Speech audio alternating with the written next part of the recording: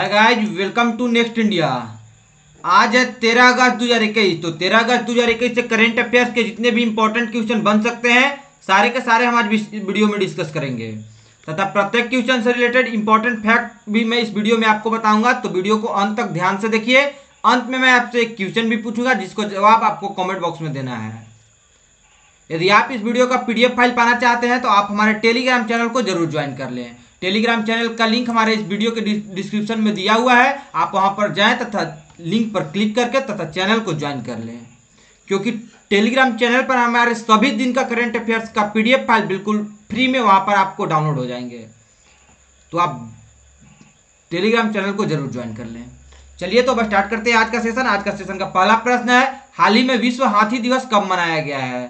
तो इसका सही आंसर है ऑप्शन ए यानी 12 अगस्त को, यानी कल ही के दिन विश्व हाथी दिवस मनाया गया है। वैश्विक हाथियों के बचाव और संरक्षण के लिए दुनिया भर में हर साल 12 अगस्त को विश्व हाथी दिवस मनाया जाता है। विश्व हाथी दिवस का मुख्य उद्देश्य हाथियों के संरक्षण पर जागरूकता पैदा करना और जंगली और बंदी हाथियों के बेहतर संरक्षण और प्रबंधन के लिए ज्ञान और सकारात्मक समाधान साझा करना है। विश्व हाथी दिवस की शुरुआत 12 अगस्त 2012 को हुई थी, जब थाईलैंड स्थित हाथी प्रजनन फाउंडेशन ने कनाडाई फिल्म निर्माता पैट्रिसिया सिम्स के साथ मिलकर काम किया था। यह सिर्फ एक दिन नहीं बल्कि अपने आप में एक आंदोलन है। 2012 से सुश्री सिम्स विश्व हाथी दिवस का नेतृत्व कर रही है। अब चलते हैं आज के अगले प्रश्न की ओर। आज का अगला प्रश्न है, हाल ही में अंतर्राष्ट्रीय युवा दिवस कब मनाया गया है? तो इसका सही आंसर है ऑप्शन बी यानी कि 12 अगस्त को। दुनिया भर में युवा मुद्दों और की ओर सरकारों और अन्य लोगों का ध्यान आकर्षित करने के लिए प्रतिवर्ष 12 अगस्त को अंतर्राष्ट्रीय युवा दिवस मनाया जाता है। यह दिन समाज की बेहतरी के लिए युवाओं द्वारा किए गए प्रयासों को मान्यता देने के लिए मनाया जाता है। इस दिवस का उद्देश्य युवाओं को शामिल करने के तरीकों को बढ़ावा देना और सकारात्मक योगदान के माध्यम से उन्हें अपने समुदायों में अधिक सक्रिय रूप से शामिल करना है। 12 अगस्त को तो अंतर्राष्ट्रीय युवा दिवस मनाई जाती है, लेकिन भारत में युवा दिवस मनाया जाता है, स्पेशली भारत के लिए मनाया जाता है, वो 12 जनवरी को मनाया जाता है। यह स्वामी विवेकानंद के जन्म दिवस पर प्रत्येक वर्ष भारत में युवा दिवस मनाया जाता है तथा 12 अगस्त को दिन पूरे विश्व में इंटरनेशनल यूथ डे के रूप में मनाया जाता है। अब जान लेते हैं इस वर्ष का थीम क्या रहा है। तो अंतर्राष्ट्रीय युवा दिवस 2021 का थीम रहा है transforming food system youth innovation for human and planetary health. अब चलते हैं आज के अगले प्रश्न की ओर। आज का अगला प्रश्न है, हाल ही में किसने मध्यम दूरी की सबसोनिक क्रूज मिसाइल निर्भय का सफल परीक्षण किया है? तो इसका सही आंसर है ऑप्शन बी यानी कि डीआरडीओ द्वारा।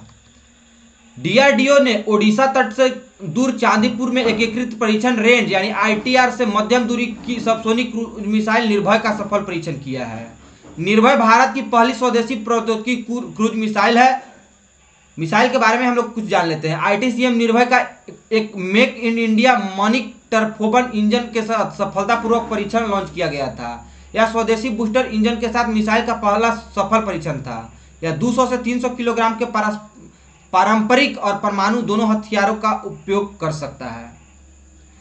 मिसाइल को कई प्लेटफॉर्म से लॉन्च किया जा सकता है। आईटीसीएम निर्भय 0.7 से 0.9 एमएससीएच की गति से या ध्वनि की गति से 4 से 7 गुना तेज गति की यात्रा कर सकता है। अब बात हुई डीआरडीओ के बारे में, तो हम लोग डीआरडीओ के बारे में जान लेते हैं। डीआरडीओ का फुल फॉर्म होता है defence research and development organisation. यह एक प्रीमियर एजेंसी है जो कि ministry of defence and government of India के अंडर में कार्य करती है। इसका हेडक्वार्टर न्यू दिल्ली में है। इसका स्थापना 1958 में हुआ था। इसका स्थापना technical development establishment and directorate of technology development and production of the Indian ordnance factory के मर्जर के साथ डीआरडीओ का निर्माण हुआ था, यानी स्थापना हुआ था। इसका हेडक्वार्टर डीआरडीओ भवन न्यू दिल्ली में है तथा इसका सब्सिडरी है गैस टरबाइन रिसर्च इस्टेब्लिशमेंट। तो इतना बात हम लोग डीआरडीओ के बारे में जान लिए हैं। अब चलते हैं आज के अगले प्रश्न की ओर। आज का अगला प्रश्न है, हाल ही में भारत, अमेरिका, जापान और ऑस्ट्रेलिया सहित क्वाड देश के नौसेनाओं से इंडो पैसिफिक में गुआम के तट पर वार्षिक मालाबार नौसैनिक अभ्यास आयोजित करेगी। तो कब से आयोजित करना है? तो इसका सही आंसर है ऑप्शन यानी 21 अगस्त से। भारत, अमेरिका, जापान, ऑस्ट्रेलिया सहित क्वाड देशों की नौसेनाओं 21 अगस्त से इंडो पैसिफिक में गुआम के तट पर वार्षिक मालाबार नौसैनिक अभ्यास आयोजित करेगी। मालाबार नौसैनिक अभ्यास का बंदरगाह चरण 21 से 24 अगस्त तक होगा। अभ्यास का समुद्री चरण 25 से 29 अगस्त 2021 तक होगा। अब चलते हैं आज के अगले प्रश्न की ओर। आज का अगला प्रश्न है, हाल ही में किसने औपचारिक रूप से स्वास्थ्य क्वेस्ट अध्ययन का उद्घाटन किया है?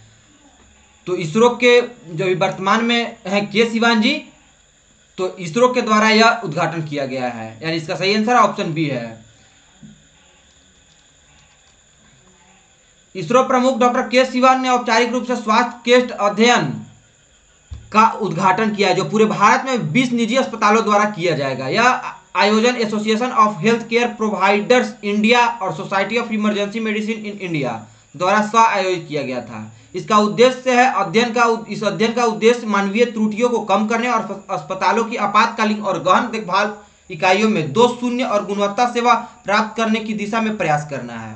अध्ययन का उद्देश्य इसरो गुणवत्ता मानकों और सर्वोत्तम प्रथाओं के अनुरूप स्वास्थ्य मानकों को उन्नत करना है। इसरो में प्रचलित गुणवत्ता आश्वासन तंत्र को स्वास्थ्य देखभाल गुणवत्ता मानकों को स्थापित करने के लिए अध्ययन दल के साथ साझा किया जाएगा। अब बात हुई है इसरो के बारे में, तो हम लोग इसरो के बारे में जान लेते हैं। इसरो का फुल फॉर्म होता है इंडियन स्पेस रिसर्च ऑर्गेनाइजेशन। यह एक रिसर्च एंड डेवलपमेंट कंपनी है, एक राष्ट्रीय स्पेस एजेंसी यानी नेशनल स्पेस एजेंसी है, जो कि भारत का स्पेस एजेंसी है, जिसका हेडक्वार्टर बेंगलुरु में है। यह डिपार्टमेंट ऑफ स्पेस के द्वारा ऑपरेट किया जाता है इसे, तथा यह directly prime minister of India के द्वारा यह ओवरसीन मतलब नजर रखा जाता है। जबकि इसके वर्तमान में चेयरमैन है, इसके वर्तमान में भी डायरेक्टर जो है के सिवान जी हैं, तथा इसकी स्थापना 15 अगस्त 1969 को हुई थी। इसके फाउंडर थे विक्रम साराभाई, तथा इसका हेडक्वार्टर तो बेंगलुरु में हमने बता ही दिया, तथा इसका कई सब्सिडियरी है, जैसे कि विक्रम साराभाई स्पेस सेंटर। इसका पेरेंट ऑर्गेनाइजेशन है डिपार्टमेंट ऑफ स्पेस। यह दुनिया के स्पेस एजेंसी में 6ठे नंबर पर इसका गिनती होता है, यानी इसरो का 6ठे नंबर पर पूरे विश्व में स्पेस एजेंसी के रूप में गिनती होता है। यह है इसरो का लोगो। अब चलते हैं आज के अगले प्रश्न की ओर। आज का अगला प्रश्न है, हाल ही में राष्ट्रीय औषधि मूल्य निर्धारण प्राधिकरण यानी एनपीपीए के नए अध्यक्ष के रूप में किसे नियुक्त किया गया है? तो इसका सही आंसर है ऑप्शन ए, यानी कि कमलेश कुमार पंत। हिमाचल प्रदेश कैडर के 1993 बैच के आईएएस अधिकारी कमलेश कुमार पंत को केंद्रीय मंत्रिमंडल की नियुक्ति समिति द्वारा एनपीपीए यानी नेशनल फार्मास्यूटिकल प्राइजिंग अथॉरिटी यानी राष्ट्रीय औषधि मूल्य निर्धारण प्राधिकरण के नए अध्यक्ष के रूप में नियुक्त किया गया है। फार्मास्यूटिकल मूल्य निर्धारण एजेंसी की अध्यक्षता वर्तमान में आईएएस अधिकारी सुब्रा सिंह कर रही थी, जिन्हें 2018 में इस पद पर नियुक्त किया गया था। कार्मिक मंत्रालय के एक आदेश के अनुसार इस सिंह को मतलब सुब्रा सिंह को उनके कैडर राज्य राजस्थान में वापस कर दिया गया है। अब बात हुई है एनपीपीए के बारे में, तो जान लेते हैं एनपीपीए के बारे में। एनपीपीए का फुल फॉर्म होता है नेशनल फार्मास्यूटिकल प्राइजिंग अथॉरिटी। यह एक गवर्नमेंट एजेंसी है, यानी नेशनल फार्मास्यूटिकल प्राइजिंग अथॉरिटी एक सरकारी नियामक एजेंसी है, जो भारत में फार्मास्यूटिकल दवाओं की कीमतों को नियंत्रित करती है। नेशनल फार्मास्यूटिकल प्राइजिंग अथॉरिटी का गठन भारत सरकार के संकल्प दिनांक 29 अगस्त 1997 के तहत एक संकलन कार्यालय के रूप में किया गया था। औषधि विभाग, रसायन और उर्वरक मंत्रालय दवाओं के मूल्य निर्धारण के लिए एक स्वतंत्र नियामक के रूप में और सस्ती कीमतों पर दवाओं की उपलब्धता और पहुंच सुनिश्चित करने के लिए इसकी स्थापना की गई थी। इसका वर्तमान में अभी हेडक्वार्टर न्यू दिल्ली में है, तथा अभी इसके चेयरमैन सुब्रा सिंह जी पहले से थे, लेकिन अब पंत जी के द्वारा इन्हें संभाला जाएगा। इसका पेरेंट एजेंसी है डिपार्टमेंट ऑफ फार्मास्यूटिकल्स। अब बात हुई है कि ये हिमाचल प्रदेश कैडर बैच के हैं, तो हिमाचल प्रदेश के बारे में हम लोग जान लेते हैं। पंत जी हिमाचल प्रदेश के हैं, हिमाचल प्रदेश के बारे में हम लोग जान लेते हैं। जो नए एनपीपीए के अध्यक्ष जो बने हैं कमलेश कुमार पंत जी। यह है हिमाचल प्रदेश मैप में। हिमाचल प्रदेश की राजधानी शिमला है, तथा बंडारू दत्तात्रेय यहाँ का पहले गवर्नर थे। यहाँ पर पहले वाला ही डेटा ले लिया गया है, आप इसे करेक्ट कर लीजिएगा। हिमाचल प्रदेश के नए गवर्नर बन गए हैं। नए गवर्नर का लिस्ट देखने के लिए आप हमारे प्लेलिस्ट में जाकर सर्च कर सकते हैं। नए गवर्नर तथा नए कैबिनेट का लिस्ट का जो नया अपडेट हुआ, उन सभी का वीडियो, स्पेशल वीडियो बना हुआ है, आप उससे जाकर एक बार जरूर देखें। तथा हिमाचल प्रदेश के सीएम जयराम ठाकुर जी हैं। 4 लोकसभा सीटें हैं, 3 राज्यसभा सीटें हैं तथा 68 यहाँ पर विधानसभा सीटें हैं। यहाँ का मुख्य नेशनल पार्क है Kheerganga national park, pin valley national park. अब चलते हैं अगले प्रश्न की ओर। आज का अगला प्रश्न है, हाल ही में शहरी क्षेत्र में वन संसाधन अधिकारों को मान्यता देने वाला पहला राज्य कौन बनाया था? इसका सही आंसर है ऑप्शन बी यानी कि छत्तीसगढ़। छत्तीसगढ़ एक शहरी क्षेत्रों में सामुदायिक वन संस्थान अधिकारों को मान्यता देने वाला पहला राज्य बन गया। राज्य सरकार ने 4127 हेक्टेयर से अधिक वन के धमतरी जिले के निवासियों को अधिकारों को मान्यता दी है। टाइगर रिजर्व क्षेत्र के मुख्य क्षेत्र के भीतर 5544 हेक्टेयर वन के सामुदायिक संसाधन अधिकारों को भी मान्यता दी गई थी। अब बात हुई छत्तीसगढ़ के बारे में, तो हम जान लेते हैं छत्तीसगढ़ के बारे में। यह है भारतीय मैप में छत्तीसगढ़, जो कि रेड कलर से यहाँ पर डिनोटेड है। यहाँ का राजधानी रायपुर है। अनुसुईया उइके यहाँ का राज्यपाल है तथा भूपेश बघेल जी यहाँ का मुख्यमंत्री हैं। यहाँ पर 11 लोकसभा सीटें हैं, 5 राज्यसभा सीटें हैं तथा 90 विधानसभा सीटें हैं। यहाँ का मुख्य नेशनल पार्क है कांगेर वैली नेशनल पार्क। अब चलते हैं आज के अगले प्रश्न की ओर। आज का अगला प्रश्न है, हाल ही में 2028 के ओलंपिक में क्रिकेट को शामिल करने पर जोर देने की पुष्टि किसने की है? तो ऐसा आईसीसी द्वारा पुष्टि की गई है कि वह 2028 के ओलंपिक में क्रिकेट को शामिल करवाने पर जोर देगी, यानी इसका सही आंसर ऑप्शन ए है। आईसीसी ने पुष्टि की है कि वह 2028 लॉस एंजेलिस ओलंपिक में खेलों को शामिल करने के लिए अभियान चलाएगी। उस समय तक ओलंपिक कार्यक्रमों से अनुपस्थिति को समाप्त करने के लिए आईसीसी की बोली में बहुखेल आयोजनों के लिए क्रिकेट की उपयुक्तता के कई प्रदर्शन शामिल होंगे। क्रिकेट अब तक ओलंपिक में सिर्फ एक ही उपस्थिति बना चुका है, 1900 में पेरिस में, जब यह ग्रेट ब्रिटेन और मेजबान फ्रांस में केवल 2 टीमों ने प्रतिस्पर्धा की थी, जिसका अर्थ है कि 2028 में खेल का समावेश 128 साल की अनुपस्थिति का अंत होगा। यदि यह शामिल होता है तभी 128 सालों के बाद, अन्यथा नहीं होगा। अब बात हुई है आईसीसी के बारे में, तो हम लोग आईसीसी के बारे में जान लेते हैं। आईसीसी का फुल फॉर्म होता है इंटरनेशनल क्रिकेट काउंसिल। यह क्रिकेट का एक गवर्निंग बॉडी है पूरे वर्ल्ड का, जिसे पहले नाम इंपीरियल क्रिकेट कॉन्फ्रेंस था 2009 में, तथा इसे बाद में इसका नाम पहले स्थापना किया गया था 1909 में ऑस्ट्रेलिया, इंग्लैंड तथा साउथ अफ्रीका के रिप्रेजेंटेटिव के द्वारा, तथा 1965 में इसका नाम बदलकर इंटरनेशनल क्रिकेट कॉन्फ्रेंस रख दिया गया। लेकिन बाद में 1987 के बाद जो अब नाम है इंटरनेशनल क्रिकेट काउंसिल, यह अपडेट करके इंटरनेशनल क्रिकेट कॉन्फ्रेंस के बाद इंटरनेशनल क्रिकेट काउंसिल कर दिया गया। इसका वर्तमान में आईसीसी के हेडक्वार्टर है दुबई यूएई में, तथा इसका स्थापना दिवस हम लोग बता ही दिए कि 1909 में 15 जून को हुई थी। अभी वर्तमान में इसके डिप्टी चेयरमैन इमरान ख्वाजा जी हैं तथा चेयरमैन, वो तो डिप्टी चेयरमैन है, तथा चेयरमैन इसको ग्रेग बार्कले हैं, तथा इस वर्तमान में आईसीसी के सीईओ हैं जेफ एलारडाइस।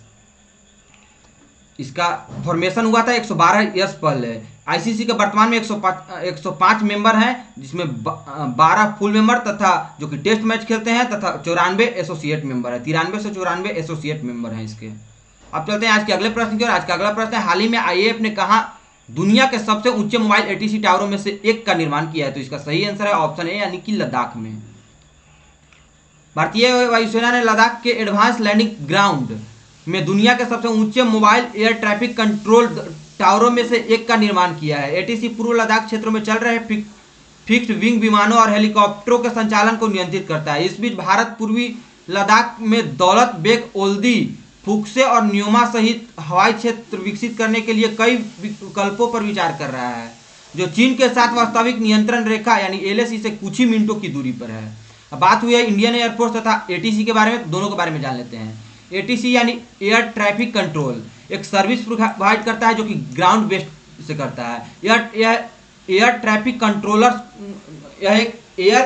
कंट्रोलर्स है, यानी जो ऊपर में जो एरोप्लेन यानी एयर स्पेस चलता है उसको नीचे से कंट्रोल करता है। उसको कितना स्पीड दिया जाएगा, किस स्पेस में जाएगा, या 2 हेलीकॉप्टर या तथा एरोप्लेन को टकराने से बचाता है, तथा हर तरह की निगरानी वह नीचे से, जो कि ग्राउंड बेस्ड पर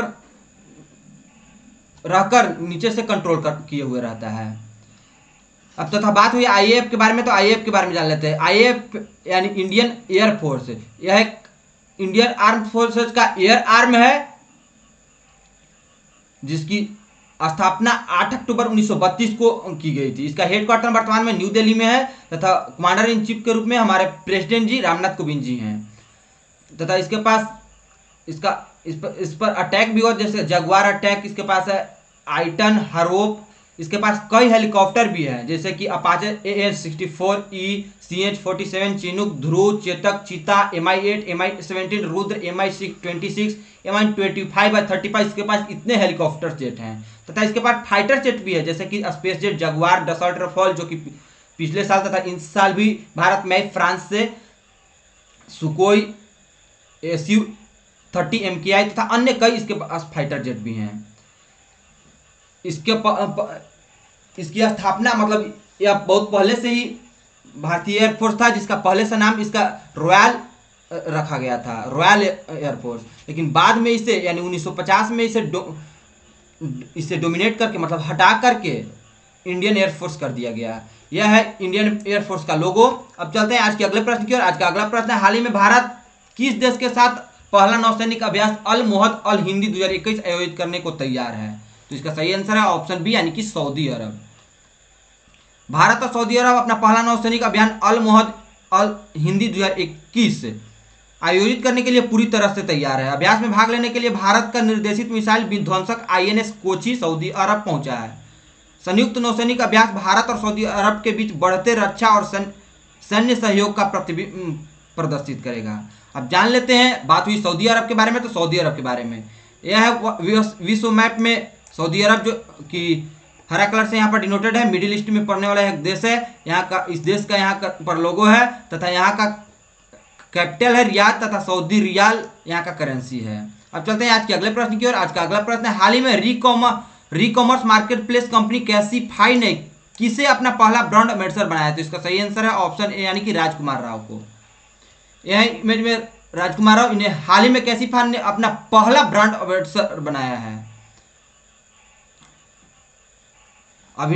अभिनेता ने, यह एक अभिनेता है, अभिनेता ने कंपनी के साथ एक बहुवर्षीय अनुबंध पर हस्ताक्षर किए हैं। वह विशेष रूप से स्मार्टफोन बायबैक श्रेणी के लिए अभियानों और प्रचार गतिविधियों के माध्यम से डिजिटल मीडिया प्लेटफॉर्म पर उत्पादों को बढ़ावा देंगे, यानी कैसीफाई के बारे में ज़्यादा से ज़्यादा एडवर्टाइज करेंगे ताकि इस कंपनी का विस्तार हो तथा बिक्री ज़्यादा हो, यानी कमाई ज़्यादा हो। अब चलते हैं आज के अगले प्रश्न की। आज का अगला प्रश्न है, हाल ही में आसियान की कैवी क्षेत्रीय मंच स्तरीय बैठक हुई है? तो इसका सही आंसर है ऑप्शन बी यानी कि 28वीं। विदेश राज्य मंत्री डॉक्टर राजकुमार रंजन सिंह ने 28वें आसियान क्षेत्रीय मंच के विदेश मंत्रियों की बैठक में भारत के प्रतिनिधिमंडल का नेतृत्व किया है। बैठक ब्रुनोई दारुसैलम की अध्यक्षता में हुई। ARF सदस्य देशों ने अंतर्राष्ट्रीय और क्षेत्रीय मुद्दों के साथ साथ ARF की भविष्य की दिशा पर विचारों का आदान प्रदान किया है।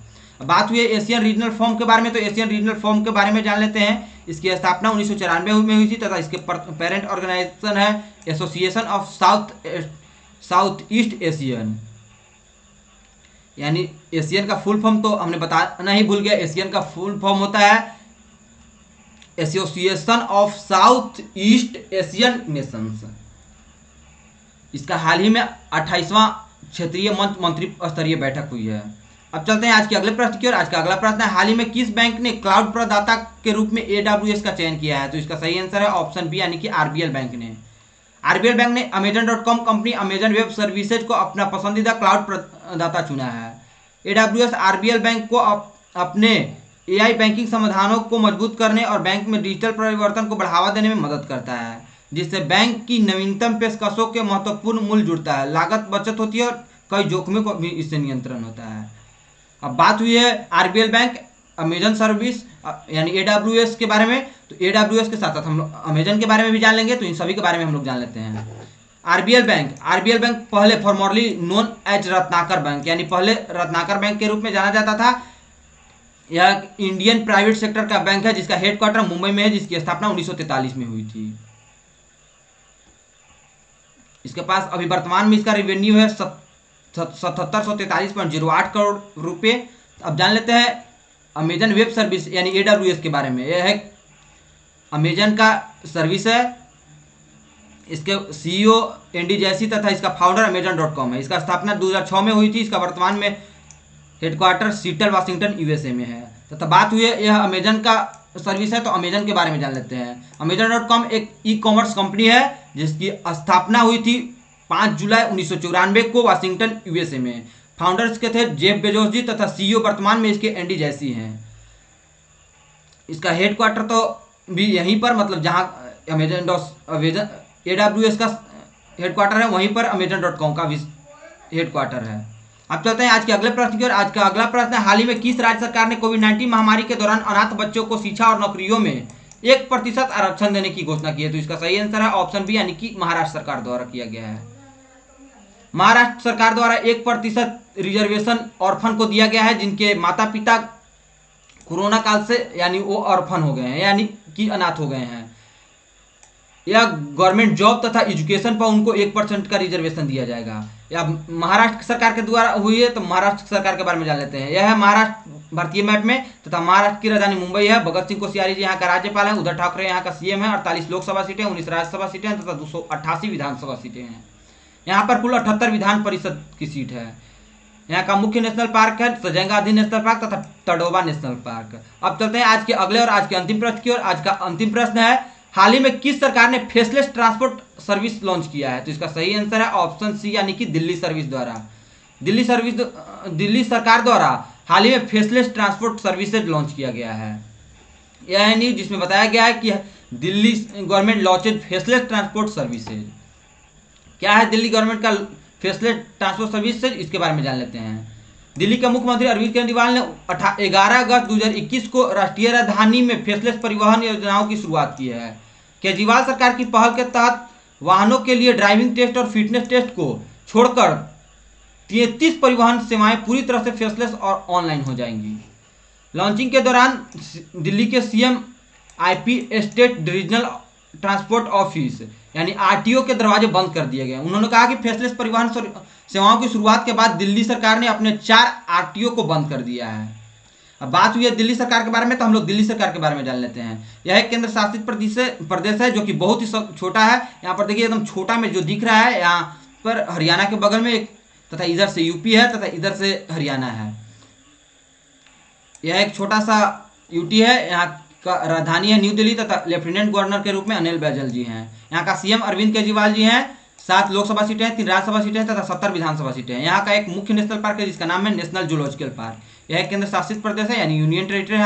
हमने आपको पहले भी बता दिया था कि यह एक यूटी है। अब चलते हैं कल के वीडियो के अंतिम क्वेश्चन की ओर। कल का वीडियो का अंतिम क्वेश्चन है, कौन अनिल कुंबले को पछाड़कर टेस्ट क्रिकेट में तीसरा सबसे अधिक विकेट लेने वाला गेंदबाज बन गया है? तो इसका सही आंसर है ऑप्शन सी, यानी कि जेम्स एंडरसन, जो कि इंग्लैंड के एक खिलाड़ी हैं।